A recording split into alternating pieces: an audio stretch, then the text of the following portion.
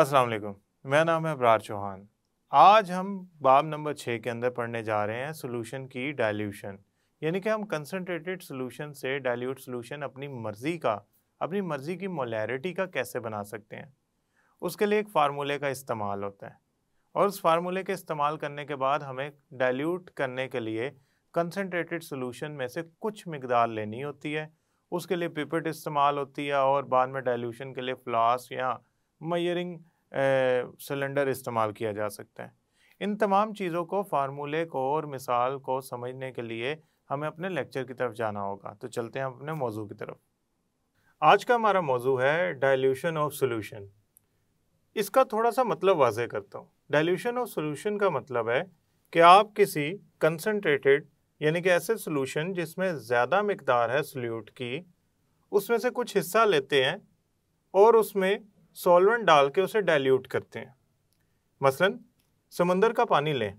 समुंदर का पानी कंसनट्रेटेड है। उस पानी का थोड़ा सा हिस्सा लें, यानी कि पूरा गिलास अगर आप पानी ले आए हैं समुंदर से, तो उस पूरे गिलास में से कुछ पानी 10 cm क्यूब 20 cm क्यूब निकाल के गिलास में डालें और बाकी उसमें सादा पानी भर दें। होगा यूं कि सादा पानी भरने से उसमें नमकियात की मिकदार जो है वो सॉल्वेंट के मुकाबले में कम हो जाएगी, क्योंकि हमने सॉल्वेंट ज़्यादा कर दिया है सादा पानी भर के नए गिलास में। मैं जो कहना चाह रहा हूँ ना उसको समझाता हूँ मैं डायग्राम के ज़रिए। ये आपके पास पहले से मौजूद समुंदर का पानी है और इसके अंदर ये समुंदर का पानी भरा हुआ है। ये अगर आप पीते हैं तो आपको कड़वा लगेगा। आपने क्या किया, एक नया गिलास लिया और इसमें से इसके अंदर सिर्फ और सिर्फ 10 cm क्यूब इसके अंदर डाल दिया। 10 cm क्यूब। अब आप इसमें बाकी पानी भर दें, सादा पानी, समुंदर का पानी नहीं, नलके का पानी, वो भर दें।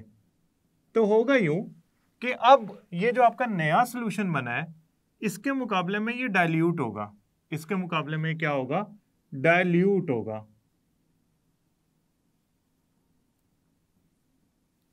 और ये वाला सोल्यूशन जो नया डाइल्यूट सोल्यूशन बना है, ये कैसे डाइल्यूट हुआ है? आपने इसके अंदर पानी की मिकदार या सॉल्वेंट की मिकदार ज़्यादा कर दी है। ज़्यादा करने से आपका एक सोल्यूशन जो है वो डाइल्यूट बन गया। अब आप कहेंगे कि क्या हम 10 cm क्यूब ही डाल के डाइल्यूट सोल्यूशन बना सकते हैं? क्या 5 cm क्यूब डाल के डाइल्यूट सोल्यूशन नहीं बनेगा? क्या 15 cm क्यूब डाल के डाइल्यूट सोल्यूशन नहीं बनेगा? ये अब आप पे मुनहसर है कि आप कितनी डाइल्यूशन करना चाहते हैं, कितना डाइल्यूट करना चाहते हैं। आज हम ये पढ़ेंगे कि इसको किस तरह निकाला जाता है, इसका हल कैसे निकाला जाता है कि हम कितना सैंपल यानी कि जो हमारा कंसंट्रेटेड सॉल्यूशन है उसमें से कितना हिस्सा लें, कितना सॉल्वेंट डालें तो हमारा कितना डाइल्यूट होगा। ये आज हमारा टॉपिक है। ये मौजू जो है आज का हमारा यही है, टॉपिक या मौजू यही है कि आज हम ये देखना चाहते हैं कि हम अपने जो कंसंट्रेटेड सैंपल है या कंसंट्रेटेड मिकदार हमारे पास मौजूद है पानी की, किसी भी सॉल्यूशन की, उसको डाइल्यूट करना है तो कितना किया जा सकता है और नई डाइल्यूशन जो हुई है वो कितनी मोलैरिटी की होगी, उसमें कंसंट्रेशन क्या नहीं निकलेगी, उसका वॉल्यूम कितना लेना चाहिए। ये सारी चीज़ें आज हम पढ़ने जा रहे हैं। सबसे पहले इसको मैं इंग्लिश में लिखता हूं, सॉल्यूशंस की डाइल्यूशन, इसको लिखते हैं डाइल्यूशन ऑफ सॉल्यूशंस। इसमें हमने तरीकाकार कौन सा वाज़ेह करना है कि कैसे कंसंट्रेटेड सॉल्यूशन से डाइल्यूट सॉल्यूशन बनाया जा सकता है अपनी मनपसंद कंसंट्रेशन का, मोलैरिटी का। हम इसमें यह पढ़ेंगे कि किस तरह कंसंट्रेटेड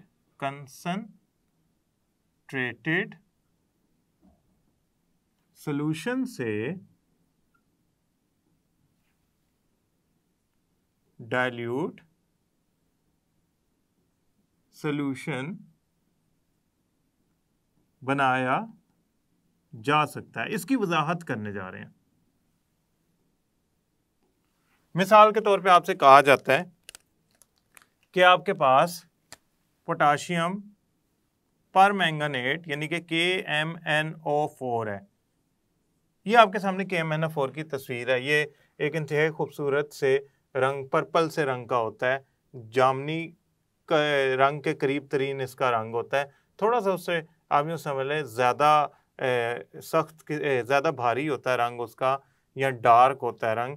खैर, KMnO4 ऑक्सीडाइजिंग एजेंट है।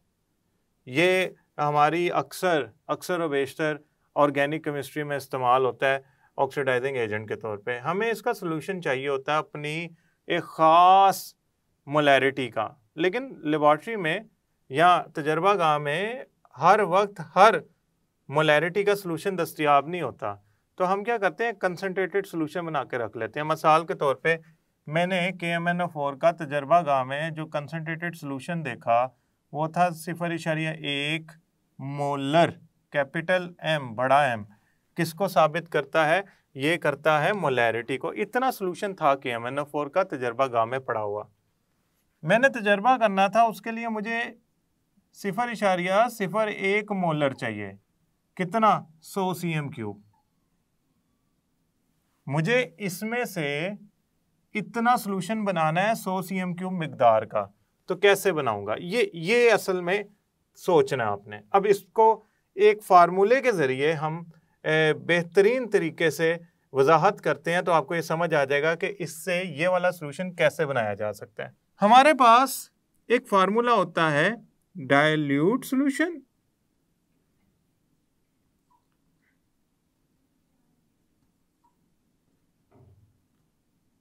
और कंसंट्रेटेड सोल्यूशन।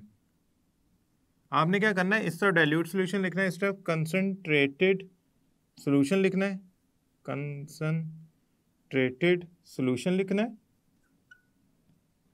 और यहां लिखेंगे आप M1 V1 और यहां पे बराबर का निशान डालेंगे और यहां लिखेंगे M2 V2। अब ये M1 क्या है?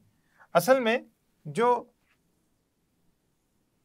M1 है ये मोलैरिटी है कंसंट्रेटेड की।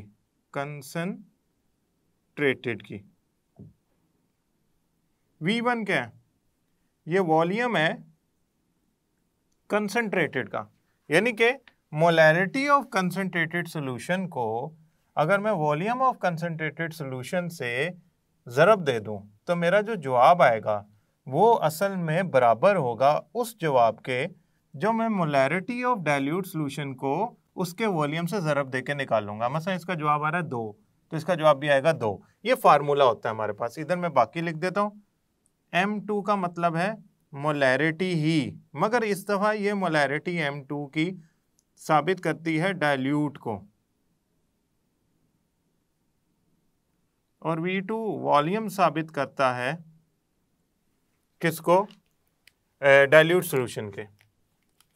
अब एक बात ज़रा जहन नशीन कर लें कि मेरे पास जो मसला है ना वो ये है कि मैं इन 4 चीज़ें यानी कि molarity of concentrated solution, volume of concentrated solution cm3 में गिवन होगा, वो सेंटीमीटर क्यूब में, molarity of dilute solution, volume of dilute solution, इनमें से कोई 3 चीज़ें पता होंगी, चौथी चीज़ आपने निकालनी होगी।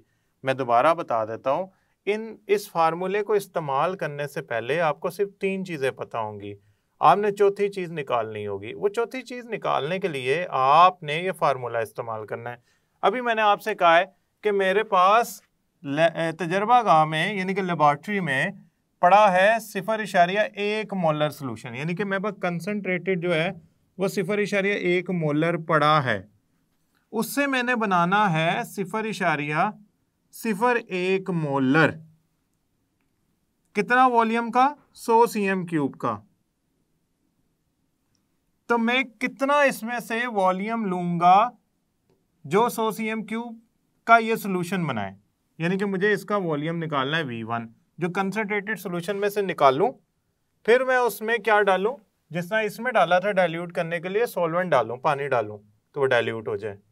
अगर मैं इसको हल करने की कोशिश करूं तो मेरा जो जवाब है कुछ इस तरह का आएगा कि मैं इनको अगर आपस में ज़रब तकसीम करूं यानी कि हल करूं तो मेरा जो जवाब आएगा वो आएगा 10।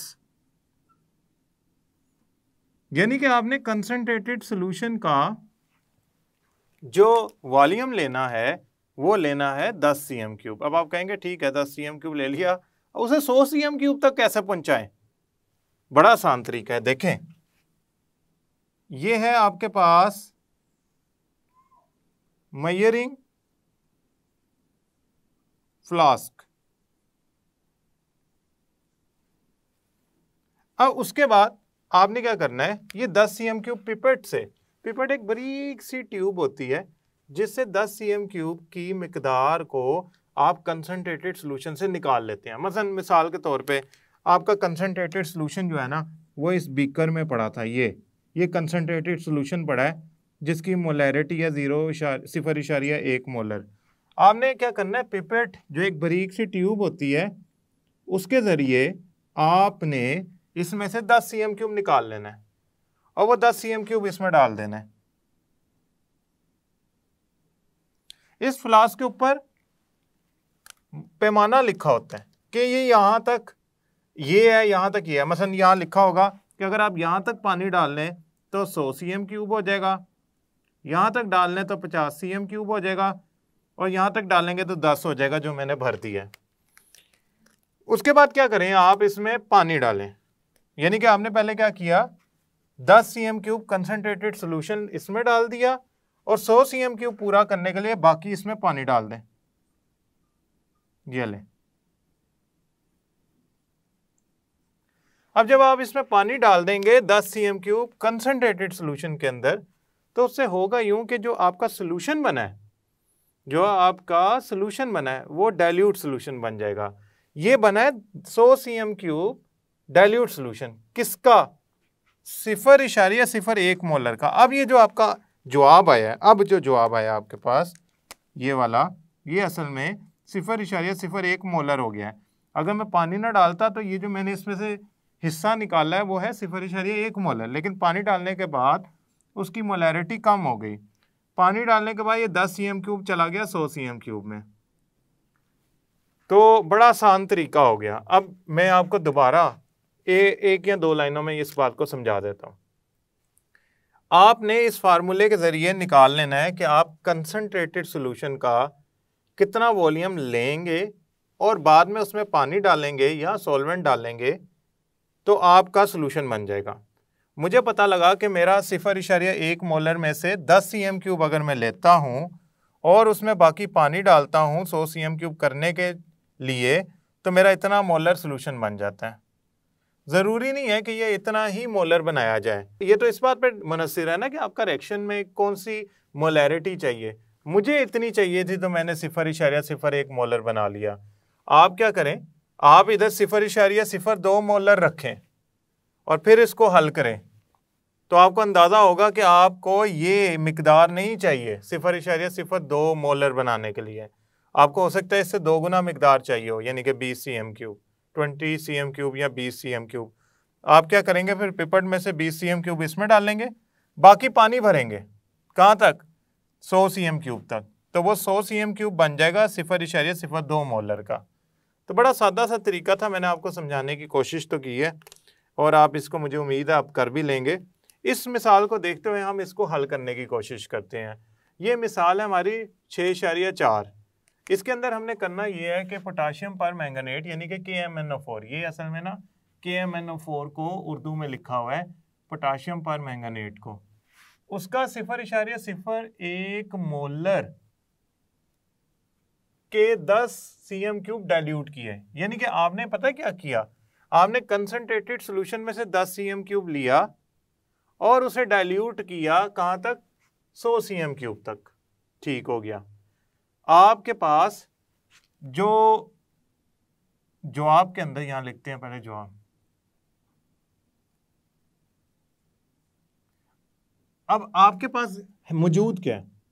आपके पास कंसंट्रेटेड सॉल्यूशन की मोलैरिटी पता है 0.01।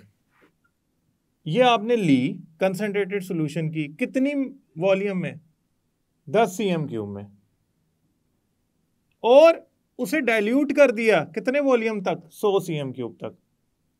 आपसे पूछा जा रहा है बताओ कि अब M2 क्या होगा। यानी कि जो नया सॉल्यूशन बना है 10 cm³ को डाइल्यूट करके 100 cm³ तक ले जाकर उसमें मोलैरिटी क्या होगी, कंसंट्रेशन क्या होगी, मोलैरिटी कंसंट्रेशन का यूनिट है। तो अब हमने क्या करना है, हमने ये वाला फार्मूला इस्तेमाल करना है। ये फार्मूला इस्तेमाल करते हुए हम इसका जवाब निकालेंगे। देखें मैंने आपको फार्मूला क्या बताया था, मैंने आपको फार्मूला ये बताया था, डाइल्यूट सॉल्यूशन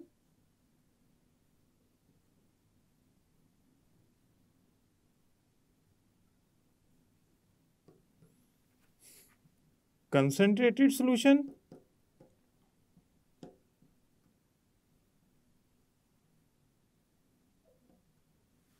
और इसका फार्मूला क्या था, M1V1 is equal to M2V2। इस फार्मूले के तहत हम डाइल्यूशन ऑफ सॉल्यूशन के इस तरह के सवाल जो है, मश्की सवाल या जिसमें हमें हिसाब करना पड़ता है, निकालना पड़ता है हल करके कि क्या जवाब आएगा, उस तरह के सवालात को हम करते हैं। अब हमारे पास M1 है, V1 है, V2 है, हमसे M2 पूछा जा रहा है, तो M2 को इधर ही रहने दें, बाकी सारी जो वैल्यू हैं उनको दूसरी तरफ ले जाएं। M1 ज़रबे V1, V2 इधर ज़रब खा रहा है तो दूसरी तरफ जाके क्या हो जाएगा, तकसीम V2।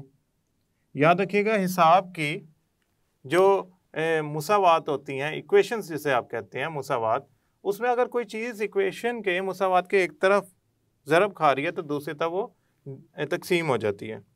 अब ये सारी जो आपके पास वैल्यू हैं इनको इधर लगा दें। M1 की वैल्यू क्या आई है, 0.01 मोलर, वॉल्यूम क्या है 10 cm³,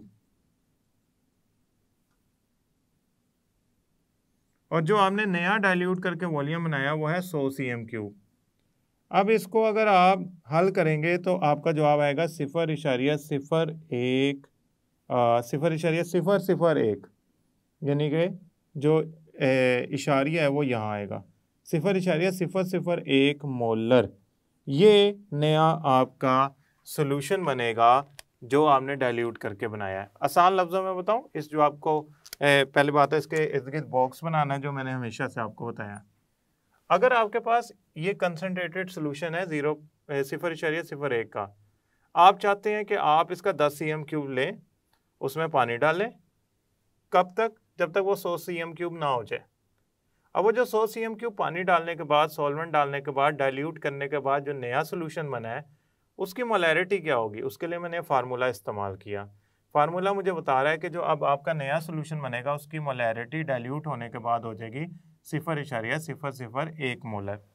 ये एक इंतहाई ज़रूरी और अहम मौजू था जिसको बयान करना और उसका सवाल हल करना बहुत ज़रूरी था। मैं उम्मीद करता हूँ कि ये तरीका, ये जायज़ा और ये सवाल का जवाब हल करना आपको आ गया होगा। फार्मूला याद रखिएगा, ये आपके काम का है। मैं उम्मीद करता हूँ ये लेक्चर आपको समझ आया होगा। अगले लेक्चर तक के लिए अल्लाह हाफिज़।